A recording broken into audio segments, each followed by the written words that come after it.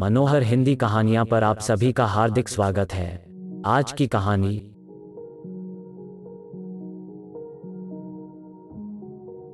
सुबह के 100 कामों के बीच में लगातार बजने वाली कॉल बेल को अनसुना कर रही थी, लेकिन जब किसी ने भी दरवाजा नहीं खोला तो मुझे ही गैस बंद करके जाना पड़ा।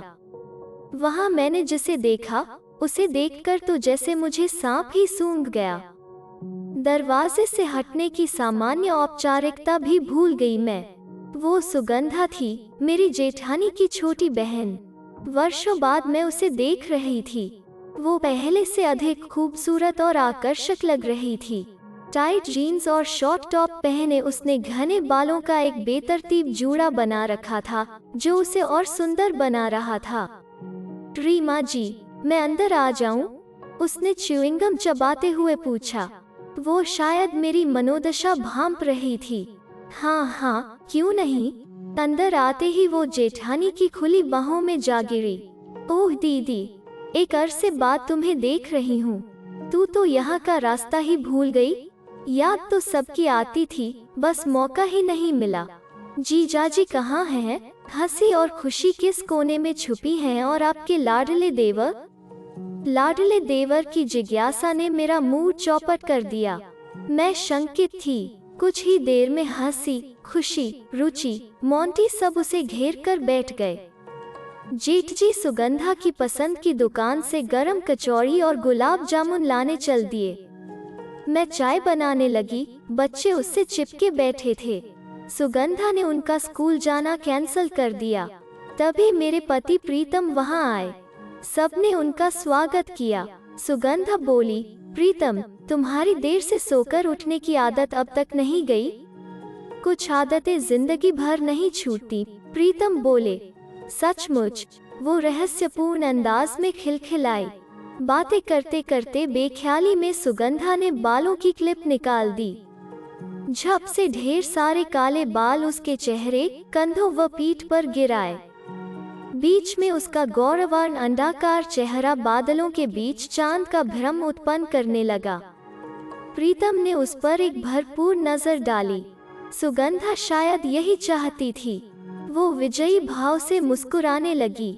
मेरा दिल किसी अनहोनी की आशंका से कांपने लगा। मैं सबके बीच अनिश्चित रूप से खिसियानी मुस्कुराहट लिए बैठी थी। फिर उठकर रसोई में आ गई, जहां मेरा एक छत्र साम्राज्य था। जेठानी आकर सुगंधा की पसंद बता गई थी। बच्चे तो स्कूल गए नहीं थे।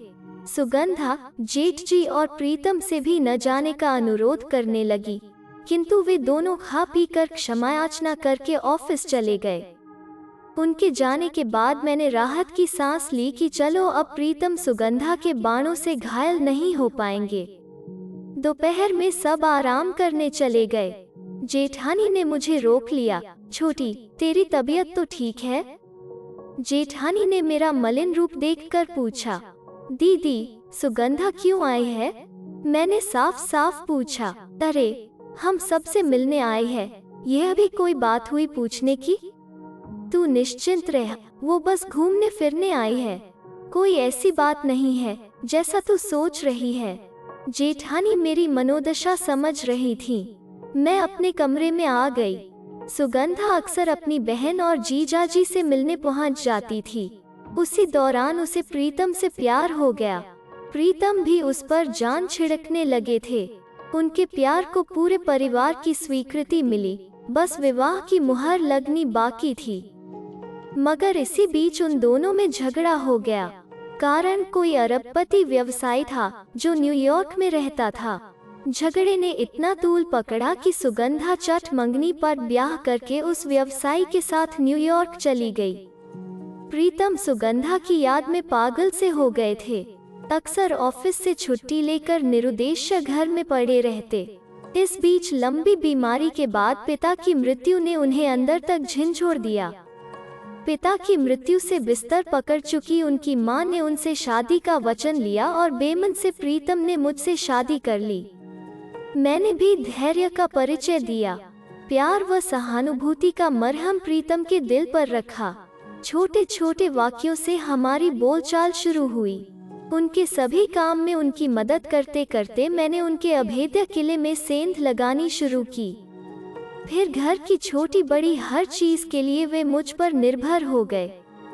तभी प्रीतम की माताजी गुजर गईं और बुरी तरह से टूटे प्रीतम को मैंने संभाला। वे छोटे बालक की तरह मेरी बातें सुनते, समझते और धीरे धीरे उन्होंने स्वयं को जिंदगी की लय में ढाल लिया। प्रीतम मेरे धैर्य और समझदारी के कायल हो गए थे और शादी के 10 महीने बाद आखिरकार उन्होंने मुझे स्वीकारा। वे टूटकर चाहने वाले पति और बहुत परवाह करने वाले साथी सिद्ध हुए। उन्होंने मुझे रुचि और मोंटी के रूप में प्यार की 2 सौगातें भी दी। सब कुछ बहुत अच्छा चल रहा था कि अचानक इस काली आंधी ने मेरे जीवन को अस्त व्यस्त कर दिया। जो व्यक्ति सुगंधा की अनुपस्थिति में इतना दीवाना सा घूमता रहता था, वो उसे अपने पास पाकर कितना मोहित हो जाएगा, क्या पता। इन संशयों के बीच हमारे प्रेम विश्वास की एक क्षीण सी प्रकाश रेखा भी थी। शाम को देखा तो सुगंधा आकर्षक साड़ी, जेवर व मेकअप में थी। सामने प्रीतम और जेठ जी बैठे थे। जेठानी चाय के साथ पकौड़े तलकर ला रही थी। ऑफिस से लौटे दोनों भाइयों को सुगंधा इसरार से पकौड़े खिला रही थी। एक की विगत प्रेमिका और एक की साली, भला महफिल में जान क्यों न पड़ती। अरे रीमा, तू उठ गई? आ, चाय पी, जेठानी ने बुलाया। पर पता नहीं क्यों मुझे लगा कि सुगंधा को मेरा आना अच्छा नहीं लगा।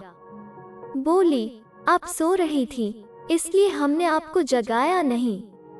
सुगंधा के पॉलिश्ड डायलॉग का छिपा अर्थ था, तुम्हारी यहाँ कोई जरूरत ही नहीं थी। सजी धजी सुगंधा के सामने मैं फीकी लग रही थी। सिल्वर ग्रस्त साड़ी, बेतरतीब बाल और रंग ओढ़ा चेहरा।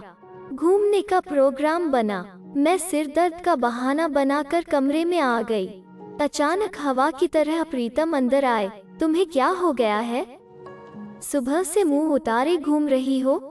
चलो तैयार हो जाओ, मैं रंग में भंग डालना नहीं चाहती।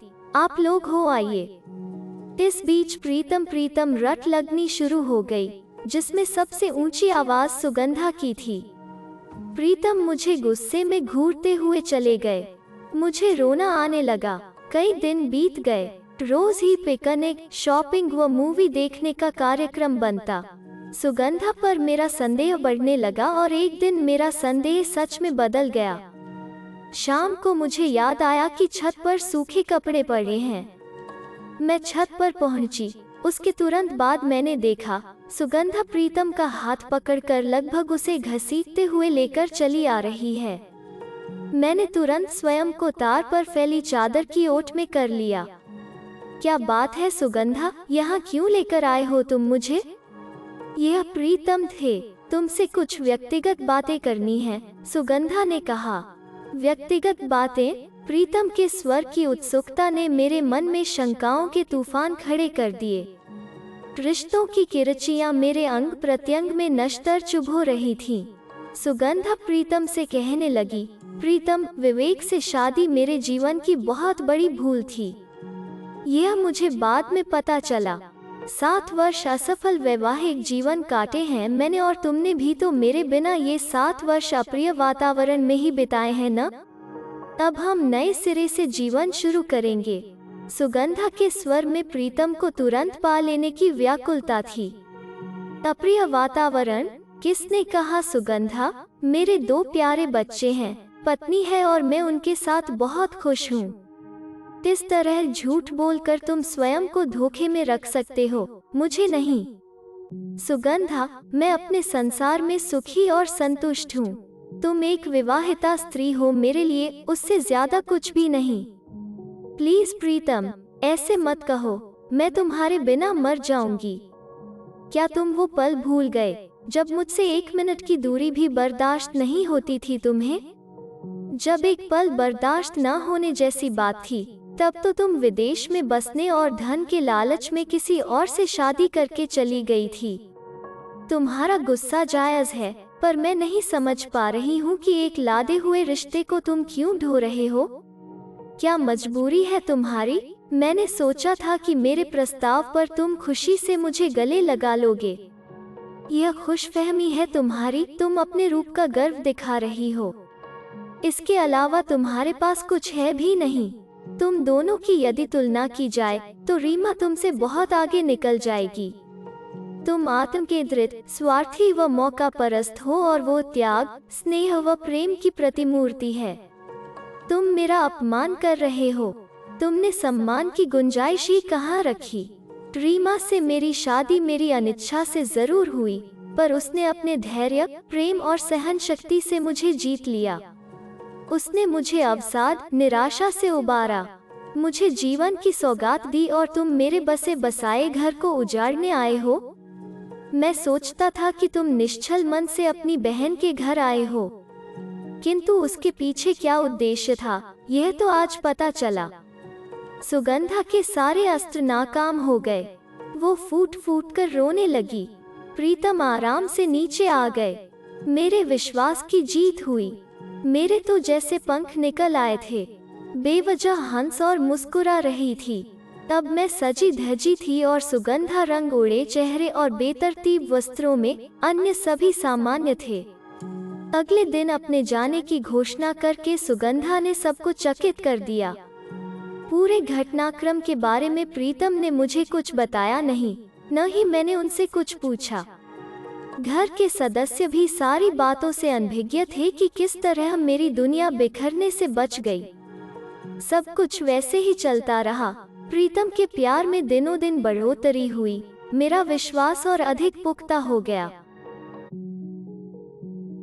अगर आपको यह वीडियो पसंद आया तो इसे लाइक कीजिए, शेयर कीजिए और इस चैनल को सब्सक्राइब कीजिए। धन्यवाद।